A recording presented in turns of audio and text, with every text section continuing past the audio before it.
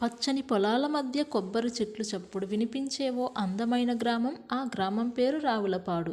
ఆ గ్రామంలో అందరికీ ఆదర్శంగా కనిపించే ఒక పెద్ద ఇల్లు ఉండేది. ఆ ఇంటిని గ్రామంలో వాళ్ళు సుబ్బారావు గారి ఇల్లు అని పిలిచేవారు. ఆ ఇంట్లో పెద్ద మనిషి సుబ్బారావు, ఆయన భార్య లచ్చమ్మ. వాళ్లకు 2 కుమారులు, రాఘవ, మాధవ. కోడళ్ళు సరోజ, పద్మ. మనవళ్ళు చిన్ను, బాలు, సీత, మాలతి. ఇలా పెద్ద కుటుంబం ఉండేది. ఇంకా సుబ్బారావు గారి చెల్లెలి కొడుకు కిరణ్ కూడా వాళ్ళ దగ్గరే చదువుకుంటూ ఉండేవాడు. అందరూ కలిసి పని చెయ్యడం, కలిసి పండుగలు జరుపుకోవడం అదే వారి ఆనందం. ఉదయం సూర్యుడు ఉదయించకముందే లచ్చమ్మ లేచి ఇంటి ముందు ముగ్గు వేసేది. ఆమె చేతిలో ముగ్గులలో ఆ ఇంటి ముందు భాగమే పండుగలా మెరిసేది. సరోజ, పద్మ ఇద్దరూ వంటింట్లో పనులు మొదలుపెట్టేవారు. రాఘవ, మాధవ ఇద్దరూ పొలాలకు వెళ్ళి ఏర్పాట్లు చేసుకునేవారు. పిల్లలు స్కూలుకి సిద్ధమయ్యేవారు. ఆ ఇంట్లో ఒక మంచి నియమం ఉండేది. ఎవరూ ఒక్కరూ తినరు, అందరూ కలిసి కూర్చుని తింటారు. అలాగే ఏ నిర్ణయం తీసుకోవాలన్నా అందరూ కలిసి మాట్లాడుకుని నిర్ణయం తీసుకుంటారు. అందుకే ఆ ఇంట్లో తగాదాలు పెద్దగా ఉండేవి కాదు. సుబ్బారావు ఎప్పుడూ చెప్పేవాడు, ఇంట్లో మనుషులు ఎక్కువైతే శబ్దం ఎక్కువవుతుంది, కానీ ఆ శబ్దంలో ప్రేమ ఉంటే ఆ ఇల్లు స్వర్గం అవుతుందని. గ్రామంలో ఉన్న వాళ్ళందరికీ ఆ కుటుంబాన్ని చూసి మెచ్చుకునేవారు. కానీ అందరికీ నచ్చిందే కొందరికి ఇష్టం ఉండదు కదా. అలాగే ఆ గ్రామంలో భూషణం అనే ఒక అతను ఉండేవాడు. అతనికి సుబ్బారావు కుటుంబం మీద చాలా అసూయ. ఎందుకంటే అతని ఇంట్లో ఎప్పుడు గొడవలు, ఒంటరితనమై ఉండేది. కానీ సుబ్బారావు గారి ఇంట్లో నవ్వులు, ఆనందం. ఒకరోజు భూషణం తన మనసులో అనుకున్నాడు, ఈ కుటుంబం ఇలాగే కలిసి ఉంటే గ్రామంలో గౌరవం వాళ్ళకే ఉంటుంది అని. ఎలాగైనా వీళ్ళ మధ్య చిచ్చు పెట్టాలి అని. అప్పటి నుంచి అతను ఒక అవకాశం కోసం ఎదురుచూశాడు. ఒకరోజు రాఘవ పొలం నుంచి వచ్చాడు.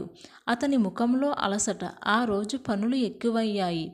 ఇంటి లోపలికి వచ్చేసరికి పద్మ వంటింట్లో సరోజతో ఏదో మాట్లాడుతుంది. భూషణం బయట నుంచి చూసి రాఘవ దగ్గరకు వచ్చి మెల్లగా అన్నాడు, ఏవయ్యా రాఘవ, నువ్వే పొలం అంతా చూసుకుంటున్నావు, కానీ ఇంట్లో గౌరవం అంతా నీ తమ్ముడు మాధవకే ఇస్తున్నారట అని అన్నాడు. ఆ మాటలకు రాఘవ ఆశ్చర్యపోయాడు. అది ఏమిట్రా? అయ్యో, నేను చెప్పకూడదు, ఇప్పుడే వంటింట్లో నీ గురించి మాట్లాడుకుంటున్నారు అని. రాఘవకు కోపం ఇంకా ఎక్కువైంది. మాధవే తెలివైనోడు అని అంటున్నారు అని భూషణం రాఘవకు ఉన్నవి లేనివి చెప్పాడు. రాఘవ ముఖం మారిపోయింది. అతను ఏమీ అనకుండా లోపలికి వెళ్ళాడు. సరోజ ఆనందంగా వచ్చి చేతులు కడుక్కోండి, భోజనం పెడతాను అంది. కానీ రాఘవ చాలా కోపంగా, మీకు ఎవరు తెలివైన వారో వాళ్ళకే పెట్టండి భోజనం అన్నాడు కోపంగా రాఘవ. సరోజ, పద్మలకి ఏమీ అర్థం కాలేదు. ఒకరి ముఖాలు ఒకరు చూసుకుంటున్నారు. లచ్చమ్మ వెంటనే ఆ విషయం గమనించింది. కానీ ఆ సమయంలో ఏమీ అనలేదు. రాత్రికి సుబ్బారావు అందరినీ కూర్చోబెట్టి అడిగాడు, ఏమైంది రాఘవ అని. రాఘవ కోపంగా జరిగినది చెప్పాడు. అప్పుడు పద్మ ఒక్కసారిగా షాక్ అయింది. మావయ్య గారు, నేను అలాంటిదేం అనలేదు. నేను చెప్పింది మాధవ స్కూల్ పిల్లల ఫీజులు చెల్లించడానికి వెళ్ళాడని మాత్రమే అన్నాను అంది సరోజ. సరోజ కూడా రాఘవ గారు అలసిపోయి వచ్చారని త్వరగా భోజనం పెట్టాలి అనుకున్నానని అంది. మేమెప్పుడూ పోల్చలేదు అంది కోడలు. సుబ్బారావు ఒక్క క్షణం మౌనంగా ఉండి అడిగాడు, ఇది నీకు ఎవరు చెప్పారు అని. రాఘవ ఆలోచించి భూషణం చెప్పాడు అని అన్నాడు. సుబ్బారావు చిరునవ్వు నవ్వి, ఇంటి మనుషుల మాట కంటే బయటి మనుషుల మాటే నమ్మితే ఇల్లు ఇలాగే చీలిపోతుంది బాబు అన్నాడు. రాఘవకు ఆ మాటలు సిగ్గేసింది. అతను సరోజ, పద్మల దగ్గర క్షమాపణ చెప్పాడు. అందరూ విషయం అక్కడితో ముగించారు. కానీ భూషణం మొదటి ప్రయత్నం విఫలమైంది. కొన్ని రోజుల తర్వాత సుబ్బారావు ఆరోగ్యం కాస్త క్షీణించింది. డాక్టర్ వచ్చి ఎక్కువ పనులు చెయ్యకండి, విశ్రాంతి తీసుకోండి అన్నాడు. ఇప్పటి వరకు ఇంటి పెద్ద నిర్ణయాన్ని సుబ్బారావే చూసుకునేవాడు. ఇప్పుడు అవి రాఘవ, మాధవులపై పడ్డాయి. ఒకరోజు పొలంలో కొత్త బావి తీయాలని రాఘవ అన్నాడు. మాధవ మాత్రం ఇప్పుడు బావి అవసరం లేదు అన్నయ్య, ముందుగా చిన్ను చదువు డబ్బు పెట్టాలి అన్నాడు. రాఘవకు అది నచ్చలేదు. వ్యవసాయం బాగుంటేనే చదువు కదా అన్నాడు. మాధవ కూడా తగ్గలేదు. పిల్లల భవిష్యత్తు ముందుగా చూడాలి అన్నాడు. ఇద్దరి మధ్య మాటామాట పెరిగింది. ఆ సమయానికి మళ్ళీ భూషణం అక్కడికి వచ్చాడు. అతను వినకూడది విన్నట్టు నటిస్తూ, ఇప్పుడు మీలో ఎవరు పెద్దవారో తేల్చుకోవలసిందే అని అన్నాడు. ఆ మాట ఇద్దరి మనసులో గుచ్చుకుంది. ఇంటికి వచ్చాక కూడా ఆ చర్చ ఆగలేదు. సరోజ రాఘవ వైపు మాట్లాడింది. పద్మ మాధవ వైపు మాట్లాడింది. ఇద్దరు కోడళ్ళ మధ్య కూడా చిన్నపాటి చర్చ మొదలైంది. పిల్లలు కూడా ఆ గొడవను గమనించారు. ముందు కలిసి ఆడుకునే పిల్లలు ఇప్పుడు విడిగా ఆడుకుంటున్నారు. లచ్చమ్మకి ఇది చాలా బాధగా అనిపించింది. ఆమె సుబ్బారావు దగ్గరకు వెళ్ళి, మన ఇల్లు మారిపోయింది, ఇంతకు ముందు ఉన్నట్టు ఉండడం లేదు అని కన్నీళ్లు పెట్టుకుంది లచ్చమ్మ. సుబ్బారావు నెమ్మదిగా లేచి బయట తోటలో ఉన్న ఎండిపోయిన చీపురు తీసుకొచ్చాడు. విరగ్గొట్టి అన్ని పుల్లలు తీసి ఇచ్చాడు సుబ్బారావు. అందరూ సులభంగా విరగ్గొట్టారు. తర్వాత కర్రలు అన్నీ గట్టిగా కట్టి ఇచ్చాడు. ఇప్పుడు విరగ్గొట్టండి అన్నాడు. ఎంత ప్రయత్నించినా ఎవరూ విరగ్గొట్టలేకపోయారు. సుబ్బారావు నెమ్మదిగా అన్నాడు, ఒక్కొక్కరు ఉంటే చిన్న గాలి వచ్చినా విరిగిపోతాం, అందరూ కలిసి ఉంటే తుఫాను వచ్చినా నిలబడతాం అని అన్నాడు సుబ్బారావు. పిల్లలకు అర్థమైంది. కానీ పెద్దల మనసులో ఉన్న గర్వం ఇంకా తగ్గలేదు. ఒకరోజు భూషణం రాఘవను పక్కకు తీసుకెళ్ళి, నీకు రావాల్సింది ఉంటే చివరి వరకు నష్టపోయేది నువ్వే. ఆస్తి పంచుకుంటే నీ ఇష్టం వచ్చినట్టు చూసుకోవచ్చు అన్నాడు. అదే రోజు మాధవ దగ్గరకు వెళ్ళి, నువ్వు చిన్నవాడివి అని నీ మాట వినరు, నీకు ప్రత్యేకంగా వాటా ఉంటేనే గౌరవం వస్తుంది అన్నాడు భూషణం. ఆ మాటలకు ఇద్దరి మనసులో అనుమానం పెరిగింది. అర్ధరాత్రి భోజనం సమయంలో రాఘవ ఒక్కసారిగా అన్నాడు, నాన్నగారు, ఆస్తి పంచుకుంటే బెటర్ అనిపిస్తుంది అని అన్నాడు. ఆ మాట విన్న వెంటనే ఆ ఇంట్లో నిశ్శబ్దం ఏర్పడింది. లచ్చమ్మ చేతిలో గిన్నె కింద పడిపోయింది. మాధవ కూడా అన్నయ్య వైపు ఆశ్చర్యంగా చూశాడు. సుబ్బారావు చాలా ప్రశాంతంగా అడిగాడు, నువ్వు ఇల్లు పంచుకోవాలి అనుకుంటున్నావా, బాధ్యతలు పంచుకోవాలి అనుకుంటున్నావా అని అన్నాడు సుబ్బారావు. రాఘవకు సమాధానం రాలేదు. మాధవ కూడా మౌనంగా కూర్చున్నాడు. సుబ్బారావు అన్నాడు, ఆస్తి పంచుకోవచ్చు, కానీ ఇంటిని పంచుకుంటే మిగిలేది ఖాళీ గోడలే అని అన్నాడు సుబ్బారావు. ఆ రాత్రికి ఎవరూ సరిగ్గా నిద్రపోలేదు. కొన్ని రోజుల తరువాత గ్రామంలో భారీ వర్షాలు పడ్డాయి. కాలువలు పొంగి పొర్లాయి. చెరువు నిండిపోయింది.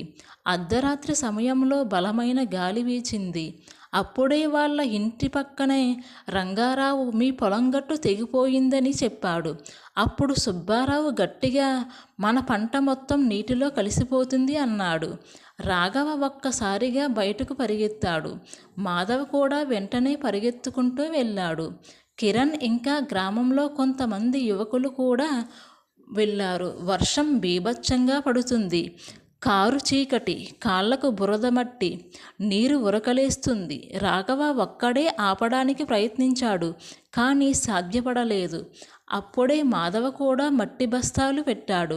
లచ్చమ్మ గ్రామస్తులకు దీపాలు, వేడి పానీయం ఇచ్చింది. అందరూ కలిసి కష్టపడటంతో పంట నిలబడింది. ఆ రాత్రి తెల్లవారుజామున అందరూ మట్టి కట్టలపై కూర్చుని ఊపిరి పీల్చుకుంటూ ఉన్నారు. ఇంతలో సుబ్బారావు నెమ్మదిగా అక్కడికి వచ్చాడు. అతను అన్నాడు, ఈ గట్టు రాఘవ ఒక్కడే కాపాడా, మాధవ ఒక్కడే కాపాడా అని, లేక అందరూ కలిసి కాపాడారా అని. ఎవరూ మాట్లాడలేదు. అదే కుటుంబం. ఒక్కరి బలం సరిపోదు, అందరి చేతులు కలిస్తేనే ఇల్లు నిలుస్తుంది అన్నాడు. రాఘవ కళ్ళల్లో నీళ్లు తిరిగాయి. మాధవ అన్నయ్య చేతిని పట్టుకున్నాడు. ఆ ఘటన తర్వాత ఇంట్లో మళ్ళీ కొత్త సమస్య వచ్చింది. జీవితం మరో పరీక్ష పెట్టింది. ఒకరోజు లచ్చమ్మ అకస్మాత్తుగా కింద పడిపోయింది. డాక్టర్ దగ్గరకు తీసుకెళ్లారు. బలహీనం ఎక్కువైంది, చాలా జాగ్రత్త అవసరం అన్నారు డాక్టర్.